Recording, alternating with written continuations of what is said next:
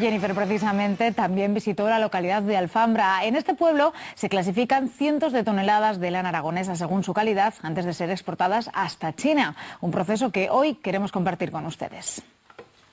Durante la campaña de esquileo y también cuando ya concluye, os va llegando a vosotros a esta planta de procesamiento de lana de Alfambra toda esta lana. Correcto, así es. Hemos empezado ya porque en algunas zonas han empezado a esquilar y continuaremos hasta que terminen los más tardanos, que suelen ser por aquí por Teruel, que hace más frío. Ahora mismo, ¿cuánta lana habría en la planta? Aproximadamente hemos recibido ya unos 40.000 kilos de lana de los 400.000 que esperamos recibir durante toda la campaña y la que esperamos almacenar para seguir clasificándola. 400 toneladas que se van a ir a China. Esa es nuestra intención, que salgan allí con el mayor precio posible. Y llegan estas sacas, son diferentes a las de plástico, son de tejido de nylon. Este es el primer cambio que hemos hecho en Pastores para hacer las cosas bien, y es incorporar este tipo de material que no contamina la lana aunque las hebras se quedasen sueltas.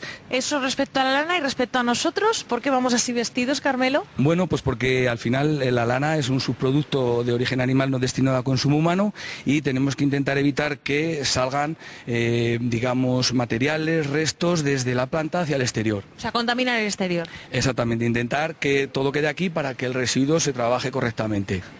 Una vez aquí, ¿cuál es vuestro trabajo, Fernando? Pues clasificar la lana en varios tipos. Estamos clasificando en tipo 4 y en tipo 5, también en tipo gris.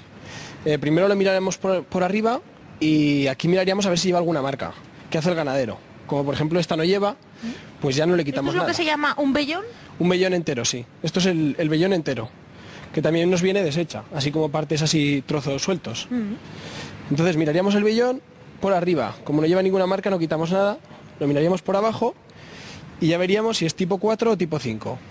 Que eso es si es mejor o peor. Sí, el tipo 5 es la que lleva pelo, que es un poco peor, y el tipo 4 es la que no lleva nada de pelo, que es lana, que es mucho mejor. Y en este caso tenemos pelo o tenemos lana, porque igual los no iniciados no lo sabemos diferenciar. Sí, en este caso tenemos pelo, que sería de tipo 5. ¿Cada una de las hebras pequeñitas que vemos más blancas? Sí, los hilitos blancos que se ven sueltos entre la lana, ese es el pelo.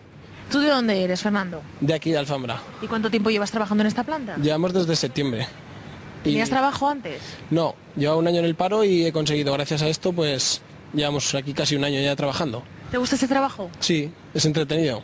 Lo que pienso yo que a veces sin esta luz sería más complicado, ¿verdad? Sí, porque se necesita mucha vista, hay que estar siempre muy atento y se te cansa mucho la vista. La lana se clasifica por números, los de más calidad son los que son de lanas merinas y se van normalmente del 1 al 3. ¿Y esas ovejas dónde están? Pues hay en Extremadura y en muchos sitios como en Australia.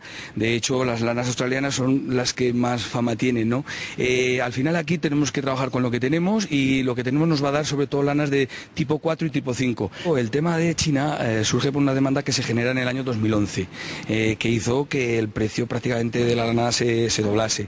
A partir de ahí se ha convertido en un destino ya del producto, de la lana, provocó que por lo menos se pasase de unos precios que estaban en torno a los 30 céntimos por kilo de lana. Por kilo de lana al ganadero a doblar. En el año 2011 se llegó a pagar 60 céntimos.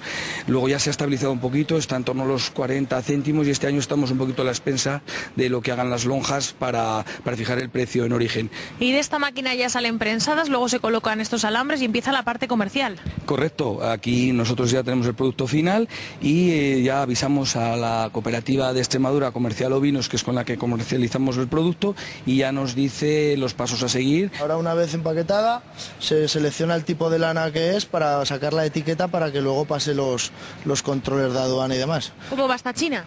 En barco, en contenedores, aquí cargamos los contenedores y va a China en barco. ¿Tú también llevas trabajando aquí desde el principio? Sí, hice el curso, me seleccionaron y empecé en septiembre como todos. ¿De dónde eres? Yo soy de Teruel, pero tengo la novia y la familia aquí, entonces pues... Claro, la tierra tira. La tierra tira. Carmelo, una manera de llevar la lana hasta China y una manera de asentar población en el medio rural y crear puestos de trabajo. Correcto, así es. Bueno, hemos empezado la campaña, por eso están hoy solo 2 personas, pero el día de San Isidro, el día 15, vienen a incorporarse otras 2, también de los que trabajaron el año pasado y que vienen del curso, y nuestra idea es llegar al pico de 6, que son los puestos que tenemos de mesas de selección, más el encargado, y yo que doy vueltas de vez en cuando. Oye, Cándido, y luego con todo lo que sacan del huerto, porque hay muchas cosas que hacen con todas esas hortalizas. Fíjate la cantidad de la cantidad de ventanas que